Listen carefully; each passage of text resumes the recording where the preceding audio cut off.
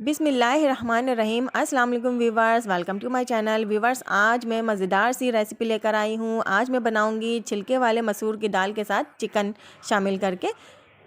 اس کے لیے میں نے 1.5 پاؤ دال لے لیے ہیں۔ آدھے گھنٹے کے لیے میں نے بھگو کر رکھ لیا تھا اچھے سے واش کر کے، اور 2 میڈیم سائز کے پیاز لے لیے ہیں۔ ساتھ میں 2 کھانے کے چمچے لہسن اس میں شامل کروں گی۔ کوکر میں نے دال ایڈ کر کے اس میں پیاز شامل کر دیے، 2 کھانے کے چمچے لہسن ایڈ کر دیے۔ اب میں اس میں 1.5 لیٹر پانی ایڈ کروں گی، کیونکہ مجھے بہت پتلا بھی نہیں رکھنا ہے اور بہت گاڑھا بھی نہیں بنانا، بس نارمل سا مجھے گاڑھا رکھنا ہے۔ اس کو میں 20 منٹ کے لیے پریشر کوکر میں پکاؤں گی۔ سیٹی آنے کے بعد 20 منٹ تک میں اس کو پکاؤں گی تاکہ دال اچھے سے گل جائے۔ آپ چاہو تو بیچ بیچ میں چیک کر سکتے ہو فلیم آف کر کے، اس کے بعد اس کو چیک کر سکتے ہو۔ اگر نہیں پکی تو آپ تھوڑا ٹائم اور دے سکتے ہو۔ یہ دیکھیں دال اچھے سے گل چکی ہے، میں نے 20 منٹ اس کو پکایا ہے۔ دوسری طرف میں نے کڑھائی میں 1 کپ آئل شامل کر لیا ہے۔ اس آئل میں نے 1 چھوٹا میڈیم سائز کا پیاز لے لیا ہے، اور اس کو میں بس لائٹ سا براؤن کروں گی، ہم نے پیاز کو جلانا نہیں ہے۔ اس کے بعد میں اس میں 1 ٹی اسپون ادرک لہسن کا پیسٹ شامل کروں گی، جو کہ میں نے ریکارڈ نہیں کیا، بٹ میں نے اس میں 1 چمچ ادرک لہسن کا پیسٹ شامل کر دیا تھا۔ اور اس کے بعد میں نے 1 ٹی اسپون زیرہ شامل کیا ہے، اور اس کے بعد میں اس میں 1 ٹی اسپون لال مرچوں کا پاؤڈر شامل کر رہی ہوں۔ اور مسالے آپ نے جلانے نہیں ہیں، اچھے سے بھوننا ہے اس کو آئل میں۔ اور اس کے بعد میں اس میں لال مرچوں کے بعد میں نے اس میں 1 ٹی اسپون پسا ہوا دھنیا شامل کیا تھا، جو کہ میں ریکارڈ نہیں کر سکی، اس کے لیے معذرت۔ مسالے کو ہم بہت ہی سلو فلیم پہ بھونیں گے۔ اب یہ دیکھیں اس پوائنٹ پہ میں ٹماٹر شامل کر دوں گی۔ میں زیادہ مسالے کو جلاؤں گی نہیں، کیونکہ دھنیا جو ہے وہ چپک جاتا ہے ڈالنے کے بعد، تو میں اس میں اب ٹماٹر شامل کروں گی۔ ٹماٹر کا پانی نکلے گا تو اسی میں ہی مسالہ اچھے سے بھن جائے گا، اور مسالے کو اچھے سے بھوننا ہے۔ جب پانی ختم ہو جائے گا، آئل اوپر آنے لگے گا، تو مسالہ اچھے سے بھن چکا ہوگا۔ اب میں اس میں 1 کھانے کا چمچہ نمک شامل کروں گی۔ نمک آپ اپنے حساب سے، ٹیسٹ کے حساب سے بھی ڈال سکتے ہو، کیونکہ دال میں نے نمک شامل نہیں کیا تھا، تو آپ اس میں نمک بعد میں بھی ایڈ کر سکتے ہو۔ میں نے بھی بعد میں ٹیسٹ کر کے اس میں نمک شامل کر دیا تھا مزید۔ اس کے بعد میں اس میں 1 چائے کا چمچہ گرم مسالہ شامل کروں گی۔ اس پوائنٹ پہ آپ یہ بھی کم زیادہ کر سکتے ہو، بٹ میں نے اپنے ٹیسٹ کے حساب سے رکھا ہے۔ اگر آپ کو گرم مسالہ زیادہ پسند ہے تو آپ زیادہ بھی شامل کر سکتے ہو، بٹ میں نے یہاں پر 1 چائے کا چمچہ گرم مسالہ شامل کر دیا ہے۔ اس کو بھی اچھے سے بھوننا ہے مجھے،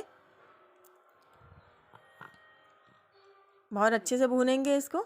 اس کے بعد میں اس کو یہ جو ٹماٹر ہے اس کو گلانے کے لیے اس کو سلو فلیم پہ ڈھک کر ہلکی آنچ پہ پکنے کے لیے چھوڑ دوں گی۔ یہ دیکھیں میں نے فلیم کو کم کر دیا ہے، اور ڈھک کر میں ٹماٹروں کو گلانے کے لیے چھوڑ دوں گی، کیونکہ میرے جو ٹماٹر ہوتے ہیں وہ فریج میں رکھے ہوئے ٹماٹر ہوتے ہیں، اور جو آج کل ٹھنڈ ہے تو اس کی وجہ سے یہ ٹماٹر جلدی نہیں گلتے، تو مجھے ڈھکن لگا کر سلو فلیم پہ رکھنا ہوتا ہے۔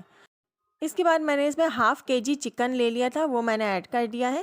میں نے چکن 1/2 kg ایڈ کیا ہے اس میں، اور چکن کو بھی اچھے سے بھونوں گی میں اس میں، تاکہ چکن جو ہے یہ اچھے سے اس میں مسالے میں بھن جائے، اور چکن کا ٹیسٹ بھی مسالے میں اچھا سا شامل ہو جائے۔ اور چکن کو بھی میں ہلکی آنچ پر ڈھکن لگا کر اس کو رکھ کر پکاؤں گی۔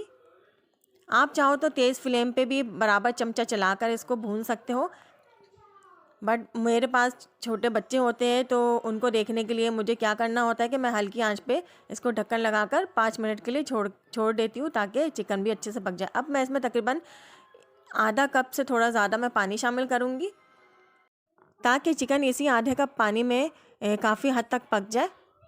اس کے بعد میں اس کو تقریباً 7 سے 8 منٹ ڈھک کر ہلکی آنچ پہ پکنے کے لیے چھوڑ دوں گی۔ یہ دیکھیں میں نے اس کو پکنے کے لیے چھوڑ دیا ہے۔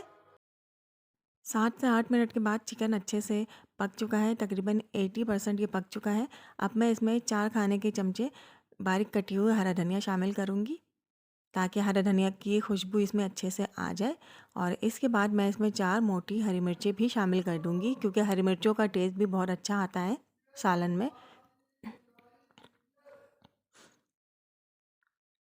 ہرا دھنیا اور ہری مرچی اگر آپ اپنے سالن میں شامل کرو تو بہت ہی اچھی خوشبو آ جاتی ہے، اور ذائقہ بھی بہت اچھا آ جاتا ہے ان کا۔ اب میں اس کو تھوڑی دیر پکانے کے بعد اس میں تقریباً 1 کپ پانی شامل کروں گی، اور اچھے سے بوائل آنے کا ویٹ کروں گی۔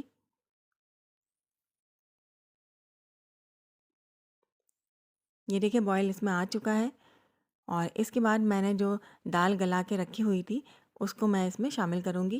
یہ دیکھیں دال کتنی اچھے سے گل چکی ہے۔ یہ اس طرح سے اگر آپ کالی مسور کی دال کو چکن کے ساتھ بناتے ہیں تو یہ بہت اچھی سی ڈش بن جاتی ہے، اور سبھی بہت آپ کی تعریف کریں گے۔ اس طرح سے اگر آپ ڈش بناتی ہیں تو یہ دیکھیں یہ میں شامل کر رہی ہوں، اور اس کو اچھے سے بوائل آنے کا پھر میں ویٹ کروں گی